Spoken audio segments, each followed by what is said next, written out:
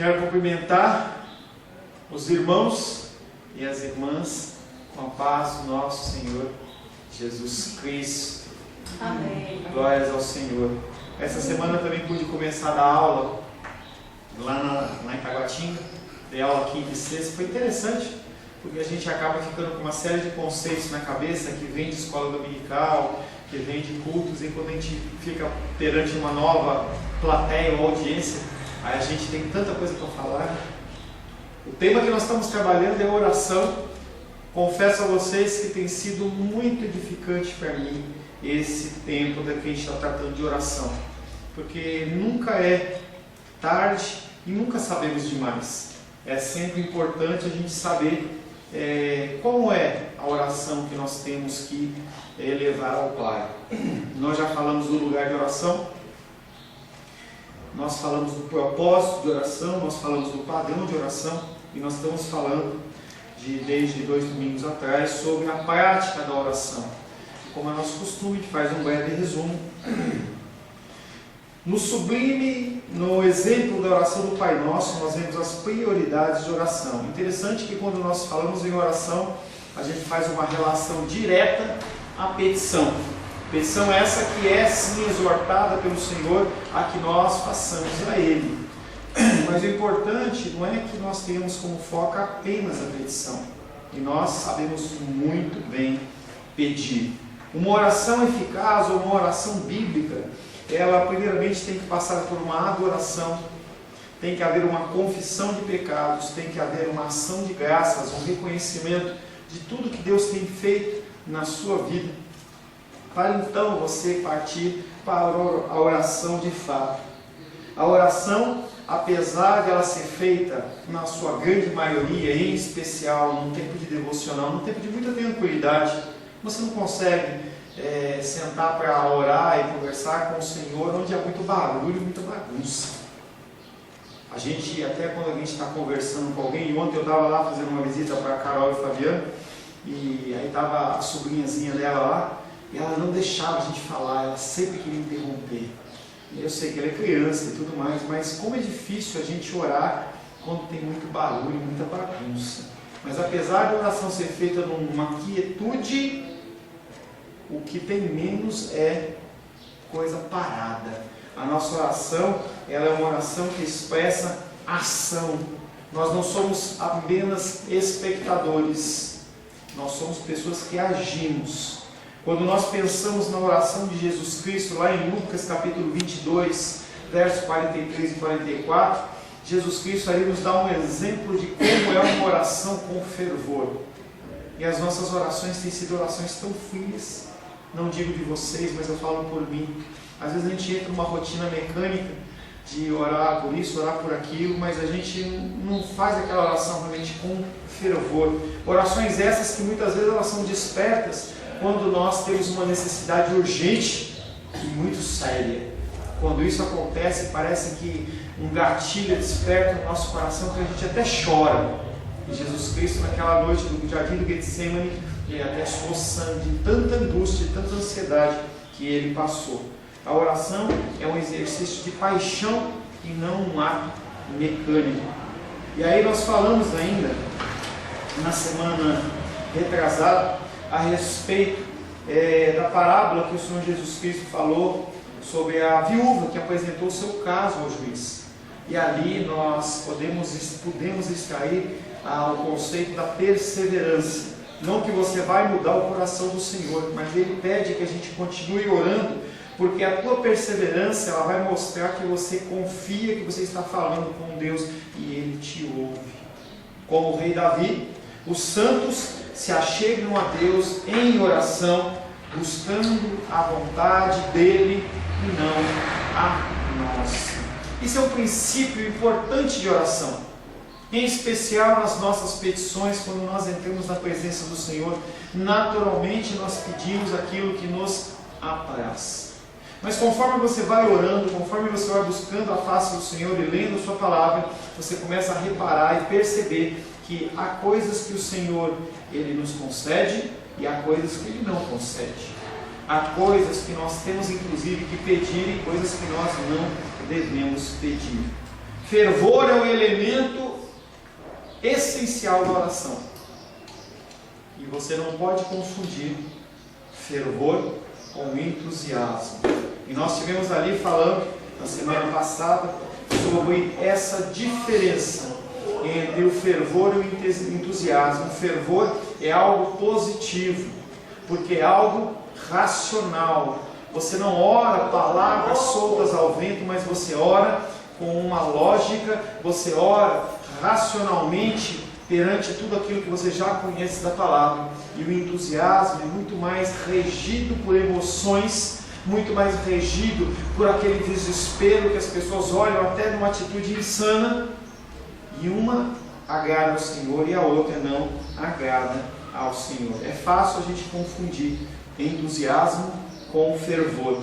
Quando nós olhamos a determinadas igrejas, as pessoas pulam, gritam e se desesperam na oração e faz isso, faz aquilo, e aí a gente não consegue encontrar base bíblica para esse tipo de coisa. Não que você tenha que julgar em relação aos outros, mas você precisa definir um padrão em relação a si mesmo. E então nós começamos falando sobre a adoração na semana passada. A adoração é a primeira parte dessa oração. Como no modelo do Pai Nosso, a maneira mais apropriada de começar uma oração é com a adoração. Infelizmente, nós focamos muito mais nos nossos desejos e nas nossas necessidades. Bem da verdade que a grande maioria das vezes que nós vamos até a presença de Deus, nós queremos alguma coisa. E isso é muito chato. Necessidades essas que Ele já conhece. O Senhor, Ele já conhece as nossas necessidades. Omitir a adoração significa excluir a parte mais importante da oração. Você reconhecer a quem você está falando. Quem é este Deus? Quando nós oramos e quando nós lemos os salmos, nós vemos que as orações, os salmos que são entoados, direcionados pelo Espírito Santo, claro, mas escritos pelas mãos de homens, elas são regidas pela adoração. A grande maioria dos salmos, ele entra na presença do Senhor, o salmista entra reconhecendo a grandeza de Deus. Não que isso vá mudar o coração de Deus, não que isso vá fazer Deus crescer ou diminuir. Deus, ele é imutável. Nossa hesitação e fraqueza na oração, ela decorre de duas coisas. E nós falamos, a primeira é que as pessoas, às vezes, elas acham que precisa ter um vocabulário conveniente. Então, eu, para falar com Deus, eu tenho que usar palavras difíceis, eu tenho que usar palavras que não constam nem mais no dicionário, e a pessoa, ela estabelece um relacionamento com Deus de distância.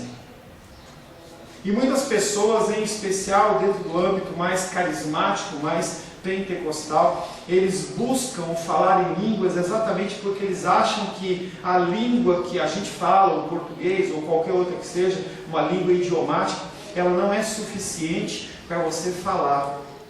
Interessante que você não encontre esse ensino na palavra do Senhor. A palavra do Senhor, ela é clara e ela fala para os gregos na língua grega, para os hebreus na língua hebraica, para os americanos no inglês, para os chineses no mandarim, e para o brasileiro ele fala no português. Se assim não fosse, nós não teríamos uma Bíblia traduzida na nossa língua. Era suficiente que você simplesmente falasse em línguas e estava tudo certo. As nossas orações, elas têm que ser racionais. As nossas orações, elas têm que ser racionais. E as pessoas, elas ficam buscando um jeito para você poder orar de uma maneira diferente. Quando nós lemos salmos, nós verificamos que as palavras utilizadas pelos salmistas estão longe de ser difíceis. Um dos livros mais lidos da Bíblia são Salmos, porque a linguagem de Salmos é uma linguagem simples. É a mesma linguagem que eu utilizo no meu dia a dia e você utiliza no seu dia a dia. Quando Jesus Cristo, ele vai fazer a exposição das Escrituras, ele não usa termos diferentes. E aí a pessoa, conforme ela vai estudando, ela gosta de usar termos em grego, em hebraico, começa a dificultar a coisa, mas na verdade o Senhor, ele fala das coisas de uma maneira tão simples. Mesmo as parábolas que Jesus Cristo fala e expõe, ele utiliza elementos do cotidiano. Ele fala da agricultura, ele fala da natureza, ele fala do sol, ele fala da lua, ele fala das coisas que estão no dia a dia. E ele não usa coisas complexas. Salmo 138, verso 1, 2 e 6, nós lemos, fala: render-te-ei graças, Senhor, de todo o meu coração, na presença dos poderosos te cantarei louvores. Prostrar-me-ei para o teu santo templo, e louvarei o teu santo nome, por causa da tua misericórdia e da tua verdade, pois magnificaste acima de tudo o teu nome e a tua palavra. O Senhor é excelso, contudo atenta para os humildes, os soberbos, ele os conhece de longe. Então um salmo como esse pode ser sim uma abertura de oração para você. Pastor, eu posso repetir? Será que não cai naquele texto de vãs repetições? E a pergunta que fica é: o que é uma vã repetição? Muitas pessoas acham que vã repetição é, por exemplo, orar o Pai Nosso. Não, se eu ficar repetindo o Pai Nosso, eu estou fazendo uma vã repetição. Mas na verdade, a vã repetição são as orações mecânicas, sem nenhum tipo de paixão, sem nenhum tipo de entendimento, em que a pessoa ela faz apenas uma repetição mecânica, seja de uma reza, seja de uma oração, ou mesmo a sua própria oração, em que você sempre faz da mesma maneira. Interessante e triste que você, quando conversa com alguém, você não fala as mesmas coisas. Imagina que alguém vai fazer uma visita para você e toda vez que ela vem falar com você, ela fala as mesmas coisas. Que visita chata. Interessante quando você começa a conversar com uma pessoa e a pessoa ela começa a falar de coisas novas, de coisas do dia a dia, da vida dela, das experiências. E o Senhor, quando você entra na presença dele, você tem que ter orações como essa. E você pode começar a tua oração sim, lendo uma partícula de um salmo. Não uma leitura mecânica, mas entendendo. Render-te-ei graças, Senhor, de todo o meu coração. Que frase linda, que frase profunda. Você está declarando ao Senhor que tudo vem dele, tudo é para ele e tudo é através dele. Nossa adoração, ela sofre uma falta de conhecimento, e não é de outra língua, é falta de conhecimento da própria Bíblia. Quando você se especializa num assunto, você fala muito bem dele. O ser humano ele tem esse tipo de característica. Quando ele encontra um grupo social que tem afinidades daquilo que você acredita, você se dá muito bem. Tem pessoas que gostam de natação, então tem o grupo da natação, em que eles falam sobre as técnicas de natação, o tempo que você faz 100 metros rasos, ou você o estilo borboleta. Se a pessoa ela gosta de colecionar selos, tem toda uma linguagem diferente, uma linguagem específica. Se a pessoa gosta de carro, também. E o cristão, que é cristão e encontra outros cristãos em ajuntamentos não necessariamente sociais, eles falam de Deus. Mas como você vai participar de uma conversa como essa se você não conhece as coisas do Senhor?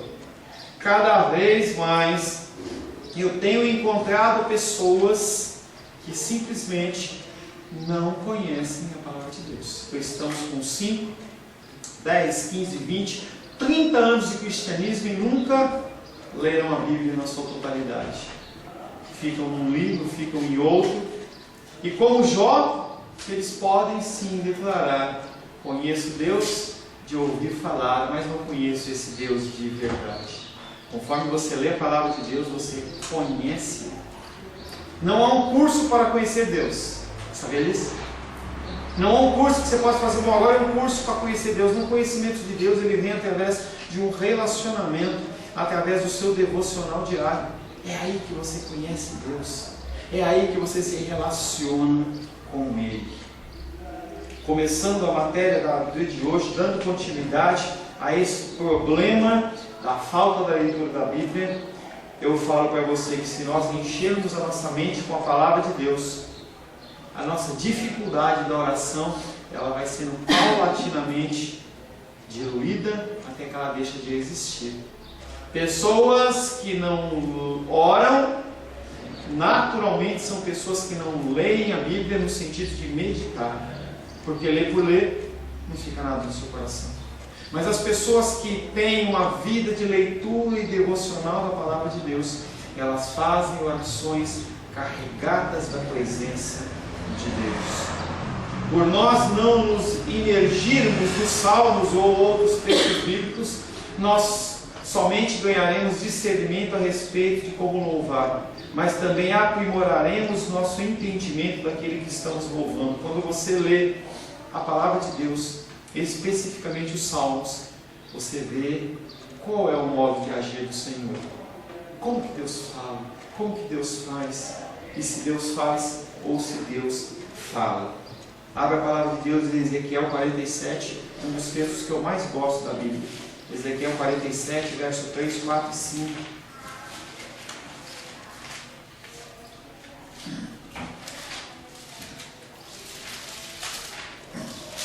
Ezequiel 47, versos 3, 4 e 5.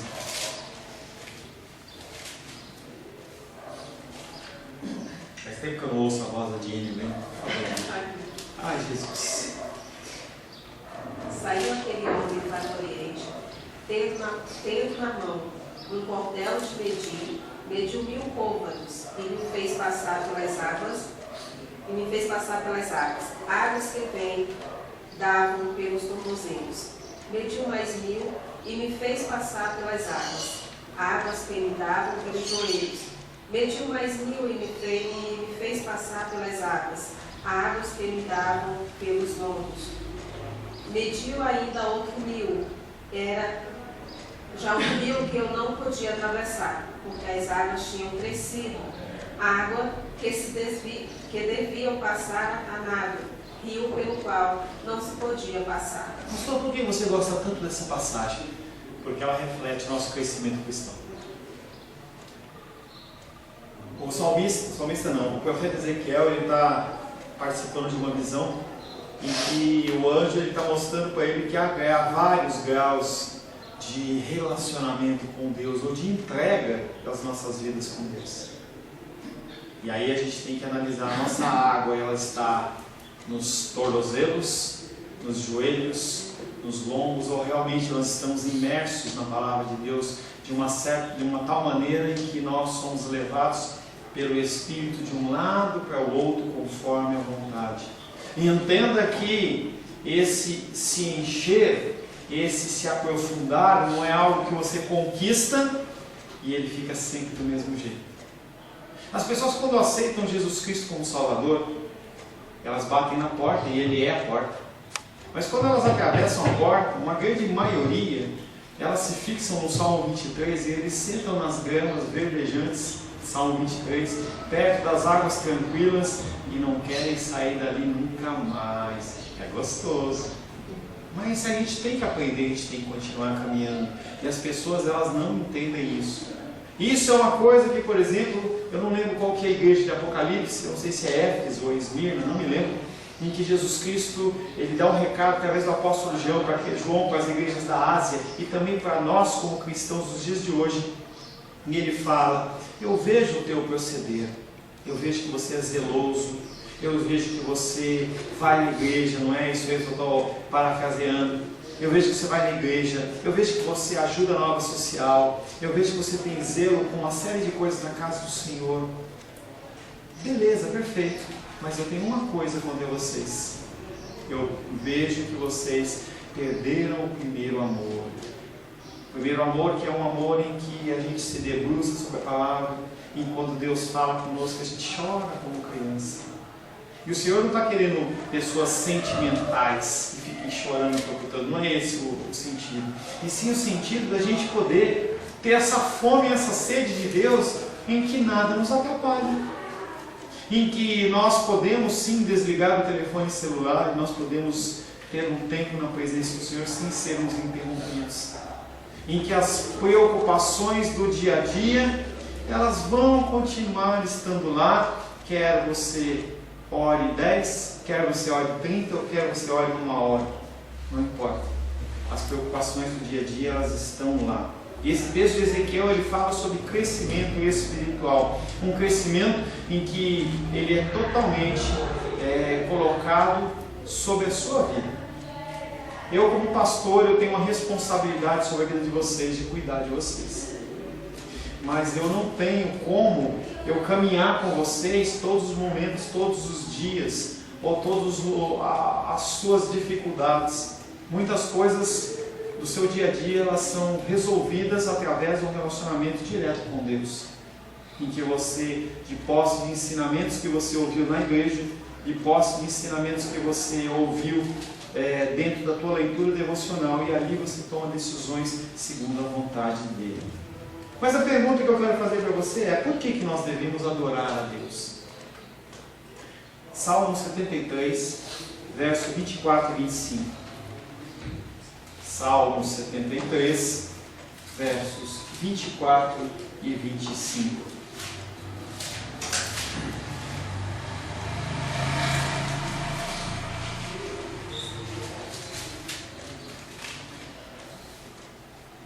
Rosário. 23. Salmo 73, versos 24 e 25. Tu me guias com teu conselho, e depois me recebes com amor. Quem mais tenho eu no céu? Não há outro a quem eu me compraza na terra. Por que nós devemos adorar a Deus? Porque nós não temos outro. O que você tem além do Senhor?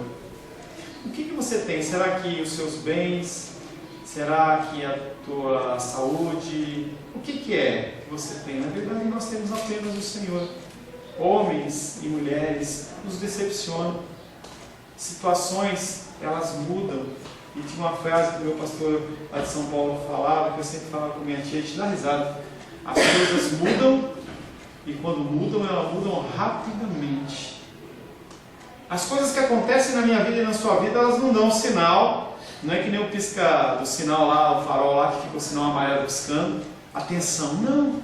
A coisa vem e acontece. Vem e acontece. Semana passada, o irmão Cláudio estava sentadinho aqui. Hoje ele está no hospital. Poderia ter morrido. E a gente tem que entender que as coisas, elas mudam numa velocidade muito rápida, porque a gente não tem controle dessas coisas. Mas, pastor, eu tento me preparar da melhor maneira possível. Eu tenho, por exemplo, uma reserva, um valor X na minha poupança. Ótimo, não estou dizendo para você que você não tem que ter uma reserva. Mas se você tiver uma reserva de 40 mil reais, 50 mil reais, que é um valor considerável, e você tiver que passar por algum procedimento que o teu plano de saúde não cobre, eu sinto lhe dizer que esse dinheiro não dá para nada. Nossa dependência é do Senhor. Nós o adoramos porque nós não temos ninguém além dele. 1 Coríntios capítulo 10, verso 31. E aí, a partir desse conceito de que nós não temos ninguém além de Deus, 1 Coríntios 10, 31. Nós estamos falando sobre a adoração dentro dessa prática de oração. Por que nós temos que adorar ao Senhor? Pode ler, titia? 1 Coríntios 10, 31. Não achou, não? 10, 31.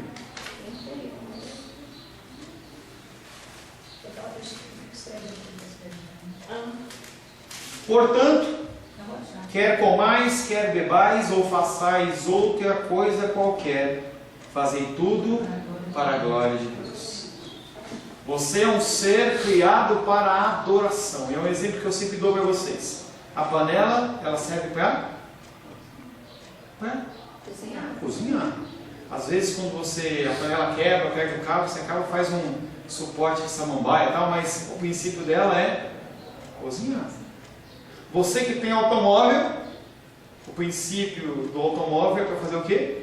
Te transportar.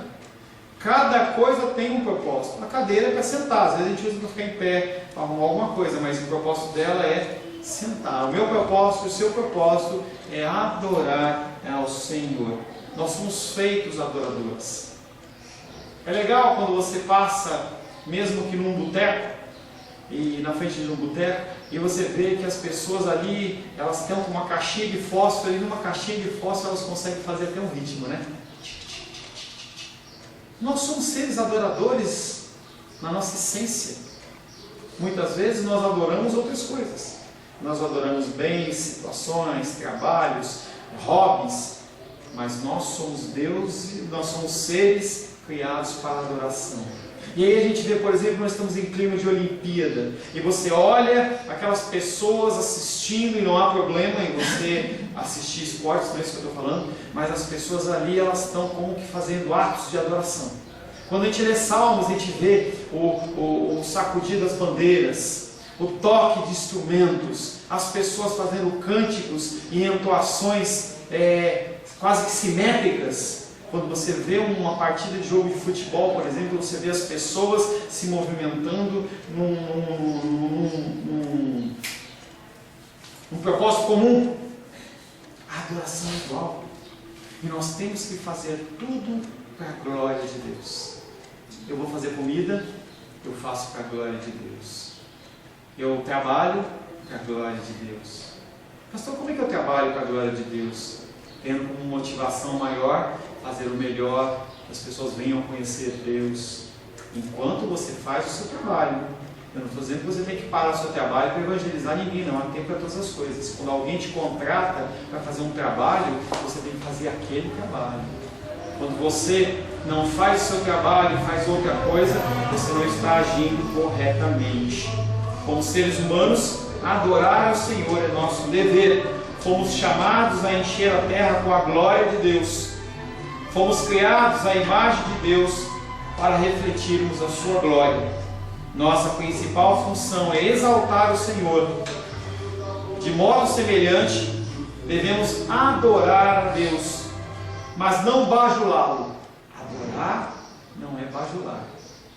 Bajular é você entrar na presença de uma pessoa e falar assim: nossa, como você está legal, nossa, que cabelo bonito, nossa, que roupa legal, dá para você me fazer um favor? As pessoas, elas usam a bajulação para isso, né? Vão lá e te exaltam, falam que você é um cara legal e enchem a tua bola. Quando você está que nem aqueles pavãozão com a asa bem aberta, aí eles vêm: será que você não pode fazer isso? Será que não pode fazer aquilo? Aconteceu isso em Josué. Quando nós estudamos em Josué, se você lembra, Josué, ele tinha uma ordem para não fazer acordo com ninguém naquela terra. E eu expliquei para vocês, quando a gente estudou Josué, que haviam dois princípios básicos. As pessoas que moravam perto, elas tinham que ser eliminadas, para evitar que houvesse contaminação de adoração de outros deuses. E as pessoas que moravam longe e eram conquistadas, elas poderiam ter a opção de serem escravas. E aí os gibeonitas, vendo que o povo de Israel estava avançando em direção a eles, sabendo que eles adoravam outros deuses, sabendo dessa lei, porque a conversa ela andava por aí, por aqui, eles falaram assim: vamos armar uma, vamos vestir alguns emissários de umas roupas rasgadas, vamos pegar uns convéios e vamos seguir em direção lá. E eles chegam no arraial: queremos falar com Josué. E aí eles falam: quem são vocês? E eles olham e falam para eles assim: nós somos um povo de uma terra distante. Nós ouvimos da tua força, Josué. Você é o cara. Você tem os melhores generais. Você tem o melhor Deus. E nós queremos te servir. Mas vocês moram tão longe, a gente nem chegou lá. Não, mas nós queremos nos submeter a vocês, porque vocês são demais. E ali os líderes falaram: realmente nós somos demais. Não vamos nem orar a Deus. Tá bom. Já que você está falando tudo isso para a gente, vocês podem sim ser nossos escravos. E aí na sequência do texto, eles descobrem que os gibeonitas, eles moravam pertinho deles. Meio dia de caminhada. E aí eles já tinham feito o voto com o Senhor. Em termos práticos, por que a adoração é tão importante para nós? Porque toda a vida do cristão deve ser uma vida de obediência e serviço. E ela é motivada e enriquecida quando a santidade e a dignidade de Deus são gravadas na nossa mente e no nosso coração. Tive o privilégio, na semana passada, de conversar com uma pessoa aí, para você entender que Deus, ele não dá ponto sem nó. Se tem uma grande verdade que não está na Bíblia, mas que é verdade que Deus não dá ponto sem nó. Há aproximadamente 8 meses atrás, um aluno meu lá de Riacho Fundo, ele me ligou e falou assim: Pastor Paulo, eu quero convidar você a dar uma palestra, ensinar a meu pai, a nossa igreja sobre liderança cristã. Eu falei, tá bom. Marquei um encontro com o papai dele e a mamãe dele, conversamos e eu mostrei para eles qual que era o modo que eu iria apresentar, o que eu iria falar. E ele falou, não, é exatamente isso que nós queremos. Nós queremos formar líderes segundo a palavra de Deus. Primeiro dia, estava marcado para as 14 horas, mais da metade chegou 4 horas da tarde. Eu peguei aquele povo com muito amor e falei para eles sobre zelo na casa do Senhor, como um princípio básico dentro da liderança cristã. Eles não gostaram. Metade já não voltou na segunda aula. E aí nós continuamos trabalhando. Eu não sei se chegou a um terceiro encontro, porque as pessoas elas começaram a encontrar uma série de desculpas, ou seja, eu estava incomodando. E da mesma maneira que eles me convidaram, não foi a despedida, porque simplesmente foi se protelando e o assunto caiu no esquecimento. E eu olhava para Deus e falava assim, poxa Deus, qual que é o propósito de sair da minha casa, do Guará, para ir até Gama, sem ganhar um tostão? Eu não faço isso para ganhar dinheiro. E aquele assunto passou. Quando foi na terça-feira, eu recebi uma ligação, uma mensagenzinha no meu celular. Pastor, eu sou fulano de tal. E eu quero dizer para o senhor que aquele tempo que o senhor teve lá na igreja mudou a minha vida. A partir dali eu comecei a ficar tão incomodado, porque eu começo a observar as coisas com uma outra ótica. Eu tenho buscado a direção do Senhor, tenho lido livros, tenho buscado através de pregações, mas isso não é suficiente para mim e eu quero aprender mais de Deus. Eu gostaria de fazer teologia, mas eu não tenho condições. O que o Senhor pode fazer por mim? E aí eu falei para ele assim, olha, vamos conversar. E eu conversei com ele na quinta-feira, pelo telefone. Tivemos um tempo longo de conversa, quase 1 hora pelo telefone, em que nós acertamos dele vir lá do Gama para uma vez por semana a gente começar a conversar sobre as coisas do Senhor. Quando nós fazemos as coisas para a glória e amor e louvor do Senhor, as coisas elas dão frutos. Por que você está contando isso, Pastor Paulo? Porque Ele pode usar a sua vida. E eu estou dizendo para você que toda palavra que você declarou, as coisas que você faz, elas não foram em vão. Algumas mostram frutos reais como esse que eu estou te falando. Mas muitas pessoas, no dia do Senhor, elas vão bater no teu ombro e falar assim, muito obrigado, porque naquele dia você me deu uma palavra, me deu um testemunho, me deu um versículo bíblico e aquilo mudou a minha vida. Eu nunca mais falei com você, mas a partir dali eu fui mudado e transformado. Glórias a Deus. Porque a vida, por que nós temos que adorar ao Senhor? Porque toda a vida do cristão deve ser uma vida de obediência e de serviço. E ela é motivada e enriquecida quando a santidade e a dignidade de Deus são gravados em nossa mente. Antes que eu seja motivado a fazer algo difícil para alguém, preciso ter certa quantidade de respeito por aquela pessoa. Por que você faz o que você faz pelas pessoas? Será que você faz de uma maneira indiscriminada ou porque você tem algum tipo de conhecimento da pessoa? Quando alguém me pede que vá ao mundo e suporte perseguição e hostilidade, porque é o que Deus fala para a gente, eu mando vocês ao mundo como ovelhas no meio de lobos. Vocês vão como ovelhas mudas ao matadouro. Nós precisamos acreditar, nós temos que respeitar profundamente aquele que nos pediu isso. Se você não tem conhecimento de Deus, você não tem respeito pelo que Deus é, dificilmente você vai sair da sua zona de conforto para fazer algo que o Senhor Ele pede que você faça. Quando agimos assim, quando nós adoramos a Deus, a tarefa de servi-lo é muito mais fácil. Uma frase que eu peguei na internet de um pastor, não um grande pastor, mas um pastor muito conhecido. E eu quero que você analise essa frase. as mãos de Deus controlam todas as coisas. Amém? Mas a oração controla as mãos de Deus.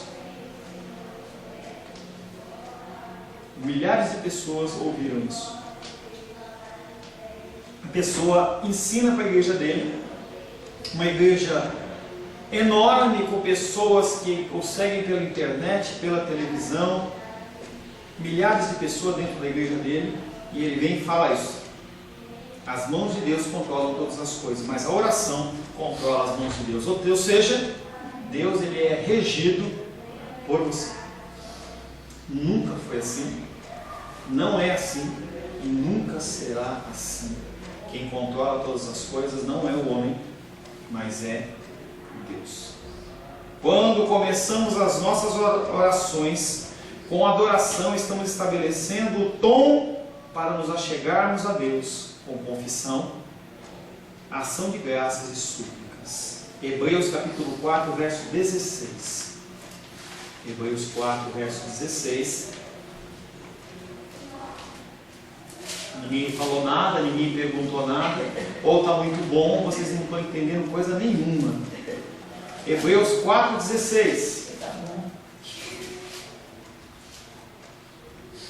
Alguém leia, por gentileza? Acheguemos-nos, portanto, confiadamente junto ao trono da graça, a fim de recebermos misericórdia e acharmos graça para socorro em ocasião oportuna. Hebreus 4,16 fala que a solução está no altar. Cristo, ele nos deu acesso ao Pai. Mas se olharmos a história, examinarmos a história da igreja, as pessoas têm que trabalhar por dois extremos. Ou elas mantêm Deus muito longe, ou elas tratam Deus de uma forma como se ele fosse o parceiro dele de jogo de futebol. Deus não é nenhum nem outro. A oração para muitas pessoas ela se tornou tão formal que a igreja e as suas pessoas reagiram com igual intensidade na outra direção. Pessoas elevam orações aos céus de forma tão formal que parece que o cara está lendo uma causa no judiciário, sendo que Deus, ele é o nosso Pai através de Jesus Cristo, e é um extremo. E o outro extremo é a pessoa achar que ela está falando com o brother, com o chapa. Alguns tratam Deus como o cara lá de cima, o cara legal.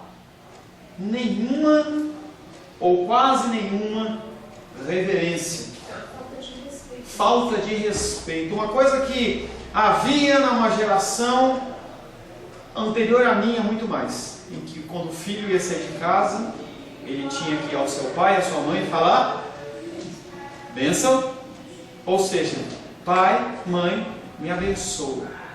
Tratavam os familiares, os parentes, por senhor e senhora, não no sentido de deixar longe, não, mas de respeito. O que o senhor quer? O que eu posso ajudar a senhora? E hoje a gente vê uma falta de respeito com pais e mães que é uma aberração. Autoridades que foram constituídas pelo próprio Deus, mas que as pessoas não reconhecem. Cala a boca, pai. Cala a boca, mãe. Normal. Porque a criança, o jovem, o adolescente, ele não pode ser contrariado. Afinal de contas, ele pode ficar traumatizado. Engraçado que eu nunca fiquei traumatizado. Acho que você também nunca ficou traumatizado. E você tinha... Eu fui de uma geração que olhava para meu pai e dizia tudo. Dizia o quê? Dizia tudo. Então, assim, não podia estar no meio de adulto, não podia entrar na conversa de adulto. Né? Então, assim, tinha que ter todo o respeito. Não era qualquer coisa que eu poderia ter. E o modo que acontece na sociedade, a gente traz isso com relacionamento com Deus. Olá, Deus, como você está? As coisas estão indo bem para mim hoje, mas você sabe, você e eu, Deus, sairemos bem de algum modo, não é mesmo? Eu não estou falando que você não pode estabelecer um grau de intimidade com Deus, não é isso que eu estou falando. Eu estou falando para você que você tem que ter reverência e entender com quem você está falando. Mesmo você chamando ele de papai, querido, você tem que entender com quem você está falando. As palavras, elas fluem dos nossos lábios, mas elas procedem do nosso coração. Esta é uma aproximação muito casual de Deus. representa a reação contrária, o outro lado de um formalismo, de um modo que você tem que chegar a Deus matando bicho. Você tem que chegar a Deus falando, ó, portentíssimo, exaltado, grandíssimo e não sei o quê. Às vezes a pessoa começa a usar uns termos. O povo hoje gosta de usar termos judaicos. Yeshua, Adonai. Como se a utilização de palavras ela pudesse mudar o que está no contexto do seu coração. Você chamar Deus de Deus, ou chamar Ele de um nome em hebraico, sem reverência, não muda nada. A motivação, porque Deus ele é aquele que sonda o nosso coração. Antes que a tua palavra chegue na boca, Ele já tinha olhado no seu coração. É o que nós já falamos no comecinho da nossa introdução. Nós nos preocupamos com as nossas necessidades essas que o Senhor já conhece. Ele já conhece. É difícil imaginar que um ser criado tenha a audácia de falar de Deus, com Deus, para Deus, sem entender quem esse Deus é. Você age com Deus com liberdade, através de Cristo, ou com libertinagem? Feche seus olhos. Senhor Deus, nós queremos glorificar o Senhor, porque Tu és um Deus de perto e Tu és um Deus de longe. Tu és um Deus que nos salva, nos guarda, nos protege, mas é um Deus que merece todo o amor e toda a reverência. Nos ensina, Pai querido, a nós sermos formais na Tua medida, sermos, Pai querido, alegres, entusiasmados na Tua medida, que nós possamos saber com quem nós estamos falando e tratando, nós possamos ensinar as pessoas que nós servimos um Deus bom, um Deus misericordioso, um Deus cheio de graça, mas que continua sendo Deus. Em nome de Jesus. Amém. Glórias ao Senhor. A paz seja convosco. Meu nome é Paulo César. Eu sou pastor da Igreja Cristã Semente de Vida, aqui em Brasília, Distrito Federal. Me alegro que a palavra tenha te alcançado. A palavra faz isso. Ela alcança as pessoas aonde quer que elas estejam. E você foi agraciado com esta palavra. Não que eu tenha nada especial a te dizer. A palavra ela é suficiente e ela usa quem ela quer. E eu me alegro por ter sido um canal para poder te abençoar. Mas eu quero te dizer que não basta você ser um ouvinte. Não basta ser uma pessoa que se alegra quando você ouve a palavra de Deus. A vida ela é feita de decisões. Se você está ouvindo essa palavra hoje, eu creio que o Espírito Santo tem um propósito especial com você. Muito mais do que prosperidade, muito mais do que uma cura física, uma cura emocional ou espiritual, Ele quer te alcançar para a vida eterna. Nós investimos nosso tempo, nós investimos as nossas forças em coisas terrenas, mas o Senhor ele tem muito mais a oferecer. Ele tem sim para você a cura, Ele tem sim para você a prosperidade, mas Ele tem muito mais que isso. Submeta-se a um Deus que Ele é capaz de mudar e transformar a sua vida por completo. Creio que o Espírito Santo ele é capaz de tocar o teu coração. Quero pedir que você curve a sua cabeça. Senhor, em nome de Jesus, coloco na Tua presença essa vida que ouve esta ministração, que ouve esta palavra.